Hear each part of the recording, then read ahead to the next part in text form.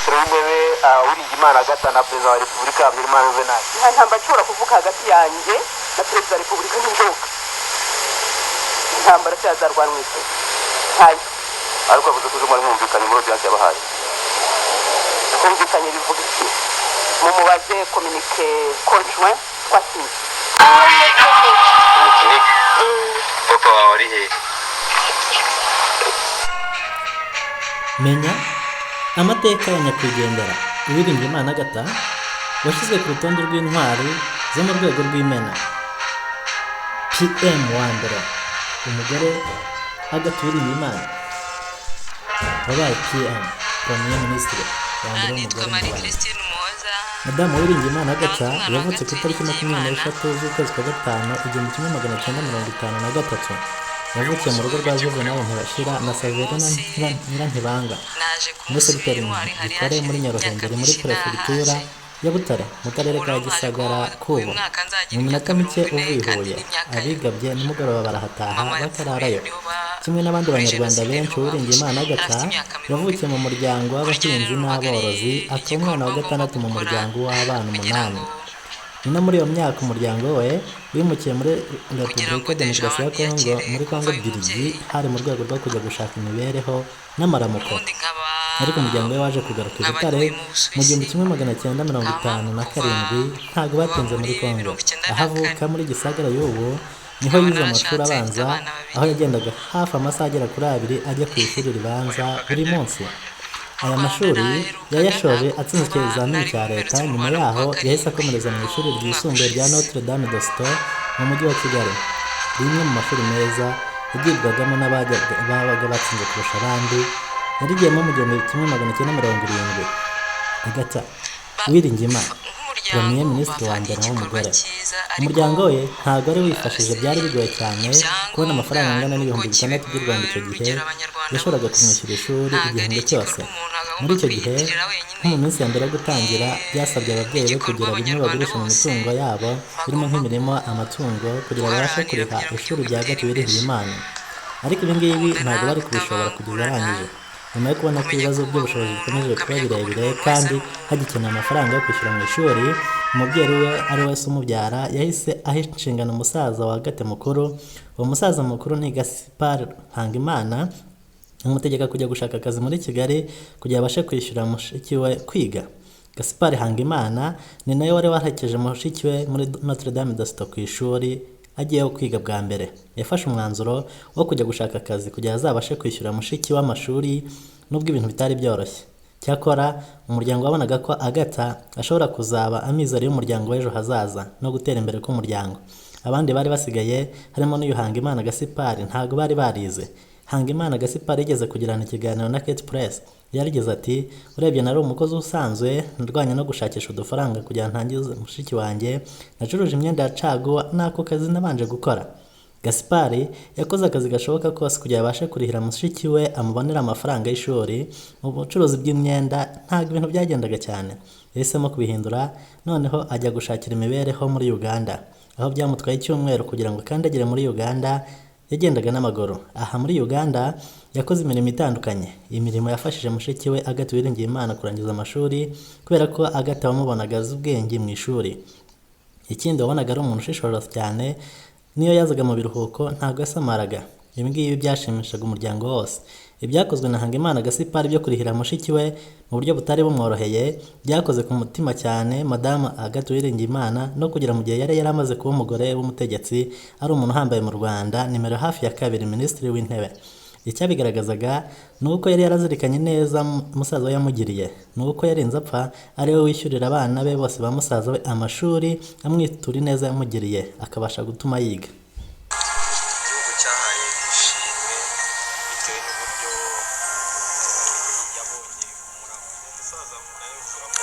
Uwo musaza naramwumvise ariko ntago nigeze mubona no naramwumvise, nabisomye mu binyamakuru.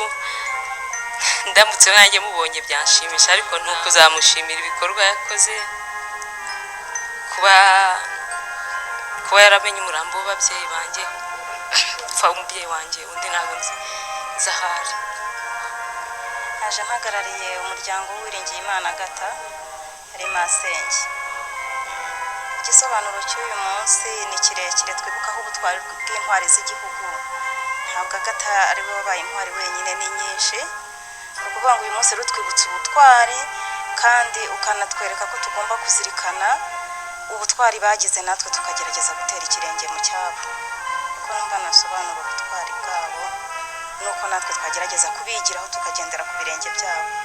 Twajyaga tuza ahangaha, turabizi ko abana bahari ariko ntihagire ubasha kuhagera. Uyu munsi rero n'umunezero mwinshi kuba turi kumwe nawe, kuba turi busangire ibyishimo cyangwa se umunezero cyangwa no kurebera hamwe ibyo yakoze no kubasha kuganira. Yewe ndi musaza wa Agatha, amateka y'Agatha kuva ari umwana se ko we yarafite ikintu, yarafite mu mutwe, yarafite ishyaka ryo kwiga. Yatangiye na mbere abana bakundaga kwiga bakererewe ari benshi, ariko we yatangiye umwaka wa mbere ari afite imyaka 6. Icyo gihe hariho amategeko hagatangira ufite imyaka 7 cyangwa se 8 hejuru, ariko we yatangiye afite imyaka 6.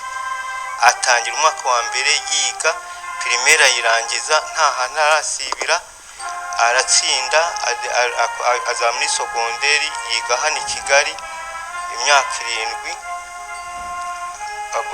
Arangije yongera kwiga ipeni nanone imyaka 3, akomeza ntabwo yigeze asubira inyuma, nta shuri yigeze asibiramo, buri gihe akiga ari uwa mbere atsinda, ubona afite ishyaka. Uyu munsi uko usobanura iteka mbona nka leta y'u Rwanda yagerageje gushyiraho n'uyu munsi, kuko bariya bari abantu b'intwari bemeye no gutanga ubuzima bwabo kugira ngo u Rwanda rugeraho rugeze n'ubu ngubu, ugashyiraho uwo munsi wo kubibuka, nayo ubwayo ni ikimenyetso gikomeye cy'uko ibi batubwira byo kuba umunyarwanda ni uko umunyarwanda uva mu gihugu kizima, uba ufite imirerere mizima mu gihugu cyawe, utikanga, udatinya kuvuga icyo ubona.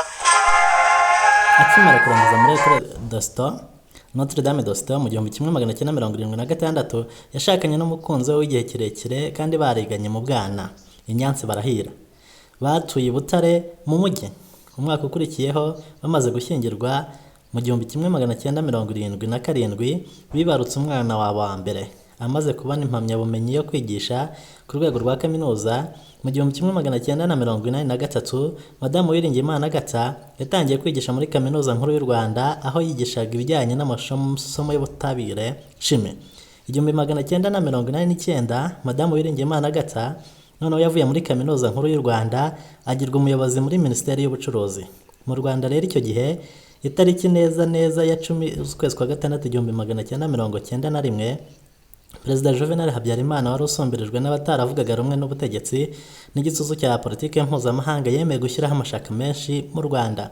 Ibi ngibi ubwabyo byashyize iherezo ku myaka igera muri 17 yari ishize, igihugu kiyoborwa n'ishyaka rimwe ryari ku butegetsi icyo gihe ryashinzwe na Perezida Juvenal Habyarimana. Arishinze mu 1975, ishyaka ryari rizwi cyane icyo gihe MRND. Muri iyo nkubiri y'amashyaka menshi, Uwiringiyimana Agatha hamwe na bagenzi be bavukaga mu bice by'amajyepfo bahisemo kujya mu ishyaka rya MDR. MDR yari rimwe mu ishyaka yarazwi cyane mu Rwanda rwo hambere kubera ko ryari ryarashinzwe na Perezida Gerard Kayibanda waheretswe ku butegetsi na Juvenal Habyarimana muri kudeta yo mu 1973. Iyo nayo ubwayo yari impamvu yatumye abantu baryumvamo batangira kuriyoboka ari benshi kubera ko bari bararikunze na mbere, uhereye mu 1965 kugera mu 1973 ubwo MDR yajyanaga n'ingoma ya Kayibanda.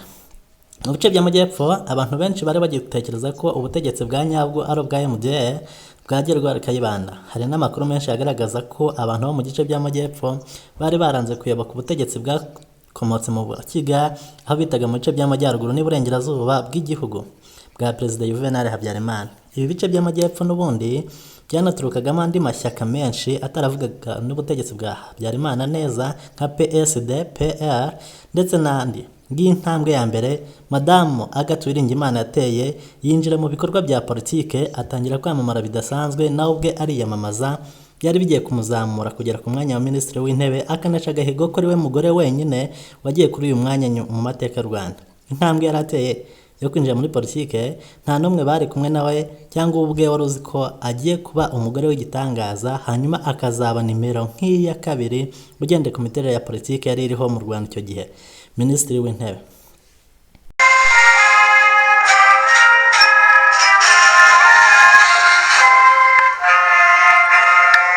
mfite ijambo rinjemo mu gifaransa ariko ntabwo kukira la bienveillance, ce qu'on appelle la bienveillance, sinzi ukuntu umuntu abisobanura mu kinyarwanda.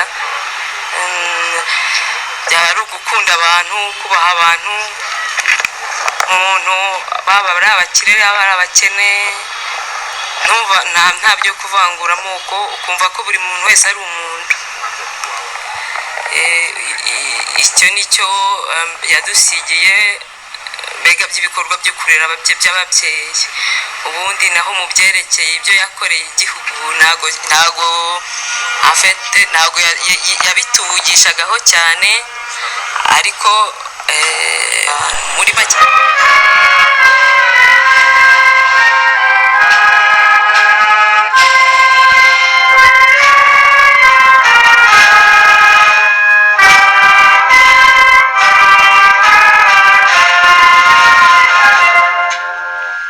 uwo musaza naramwumvise ariko ntabwo nigeze mubona. Naramwumvise, nabisomye mu binyamakuru, ndamutse nanjye mubonye byanshimisha, ariko ntabwo ngo ngubwo nimuramuka muhuye ni ukuzamushimira ibikorwa yakoze, kuba yaramenye umurambo w'ababyeyi banjye, upfa umubyeyi wanjye undi ntabwo nzahari. Mvuka mu ntara y'Amajyaruguru mu karere ka Burera. Nahoze ndi umusirikare mu ngabo za Forces Armées Rwandaises, mfite ipeti rya kaporari w'umukomando. Umurimo nari nshinzwe wari uwo gushingura abasirikari babaga bitabye Imana mu gihugu cyose. Undi murimo nari mfite nari chef wa atelier bois ibarizo rya gisirikari mu kigo cya gisirikari Kanombe, mu mutwe nabagamo batima militaire. Ndagira ngo mbasangize mbahe ibimenyetso simusiga uko jenoside yateguwe, ubwo inyangabire amazirirwa zivuga ngo jenoside ntiyateguwe, ngo habaye impanuka y'indege ya Habyarimana. Ntabwo ari byo.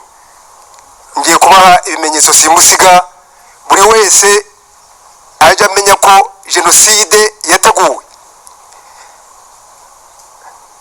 Icyambere, uwari umugaba mukuru w'ingabo z'igihugu icyo gihe hari muri 1993, hari agahenge hagati y'ingabo zari za leta icyo gihe n'umutwe wa FPR. Generali Nzayimana Deogratias bitaga Kasitari yanyuze mu mitwe yose y'ingabo no muri za operasiyo zose aho ingabo zabaga zihanganye n'umutwe w'inkotanyi.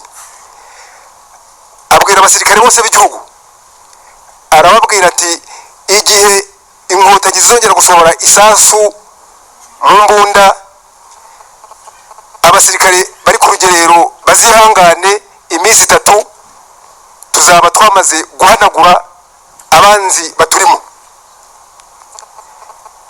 Ikindi gice cya kabiri, uwitwa Colonel Theoneste Bagosora, igihe hari imishyikirano muri Tanzania, yaramaze ibyumweru 2, indege ikimara kumururusa ntabwo aruhukiwe, ahubwo aruhukiye mu kigo Kanombe cyari kirimo abasirikare turenga 4,000. Harimo abasirikari babaga baje kuruhuka imirwano n'abandi biteguraga kujya mu mirwano. Aratubwira ati inkotanyi zariye Karungu, sere vosentiro, mufunge imikandara muyikomeze, muzi imbunda muzizibure, tugiye guhanagura abanzi baturimo, hanyuma tubone uburangamira inkotanyi. Icyo gihe abasirikari barabyumvise. Abantu bari batuye hafi y'ikigo i Kanombe benshi barimo umusaza witwaga Kabarisa, barimo umugabo witwaga Munyakayanza wakoraga muri Coopération Technique Militaire Belge akorera abasirikari b'Ababiligi babaga mu kigo Kanombe.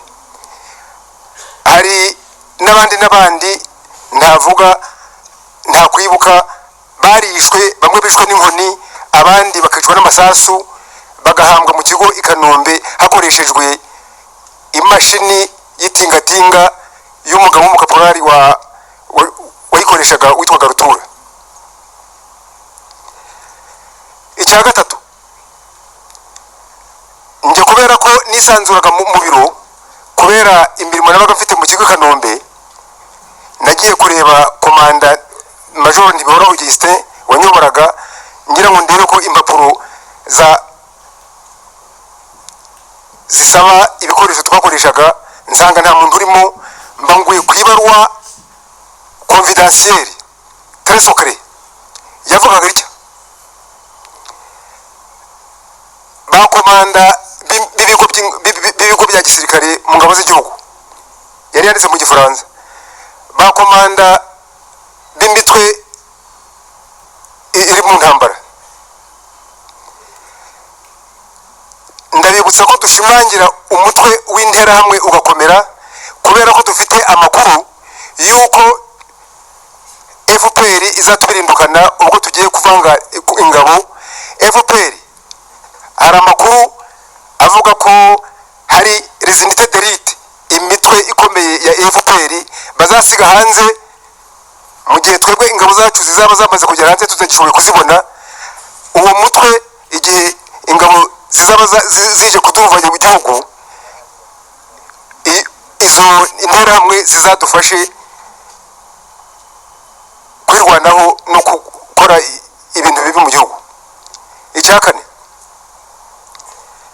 jenoside ukuntu yateguwe hakiri kare. Numvise ko hano hari umuryango kwa Kavaruganda, ngira ngo bibuke neza ko uwo munsi bararusimbutse, abajepe bashatse ibisasu byo mu bwoko bwa TNT batega urugo rwose.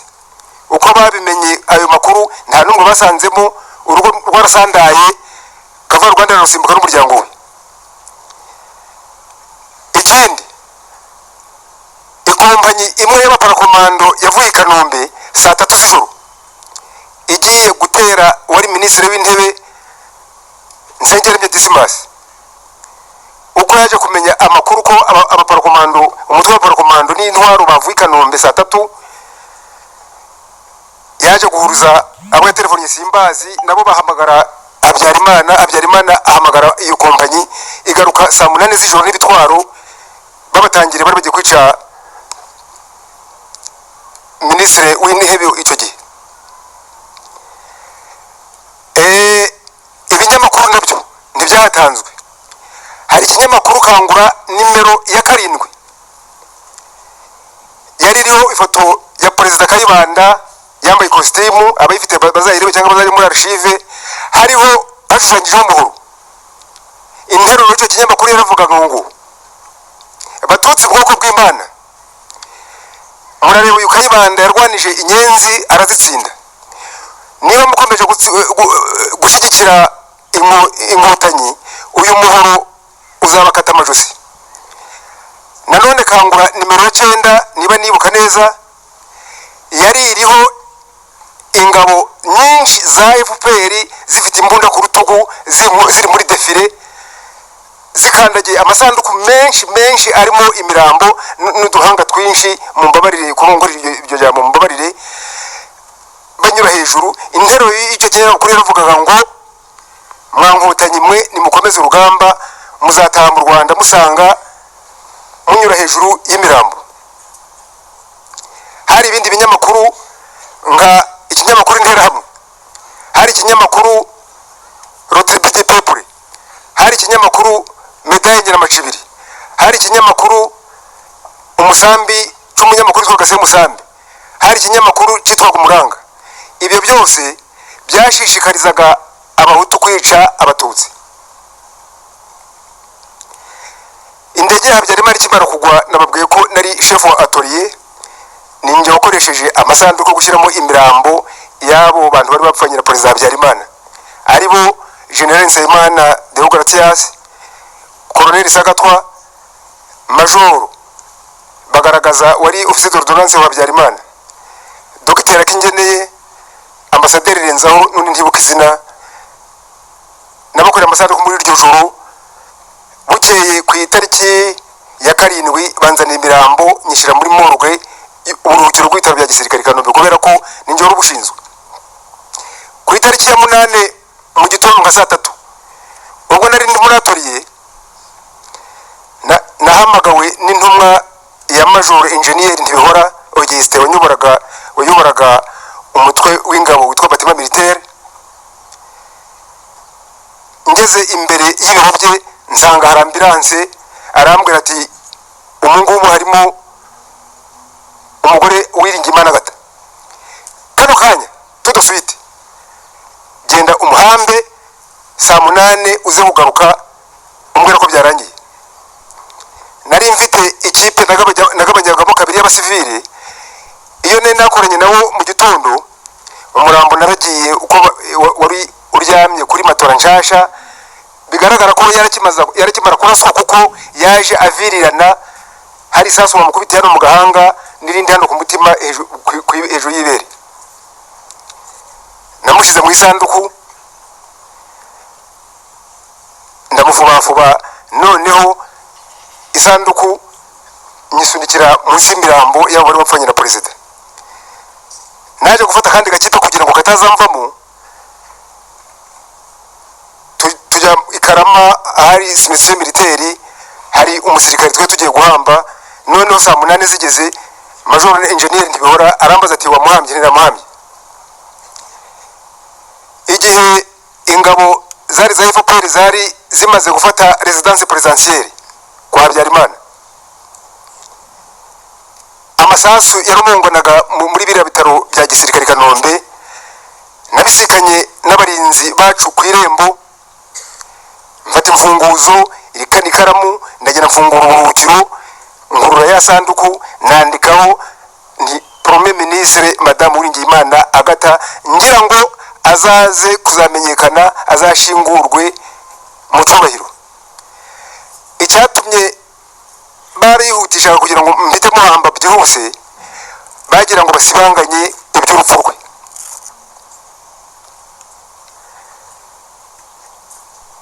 Ku itariki ya 9 igihe twarimo turi mu kuraruza, kubera ko ninjye rushinzwe guhamba, ntegekwa kuraruza imirambo yari ikikije uruhu rwa Perezida Habyarimana. Hari beni bari bampaye dushyira n'imirambo, ariko ntibatume ngera aho bari kwishingura. Noneho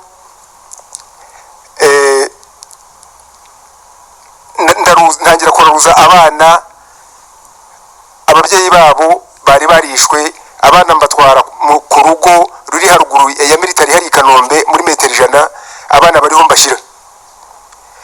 Mbonye interahamwe zasaze, abana ndabazana nza kubabika mu kigo ku mukaporari w'umukontabure w'umunyabyumba witwa Sakasi. Igihe amabombe yaratubanye menshi, ntinya ko ibombe yazagwa ku nzu y'abana bari barimo bakitaba Imana, ndabimura mbasubiza iwanjye. Igihe cyo guhunga turahunga, abana mbagerana muri Kongo, twahuye n'ubuzima bubi. Nari mfite amahema 3, harimo abantu turi abantu 19.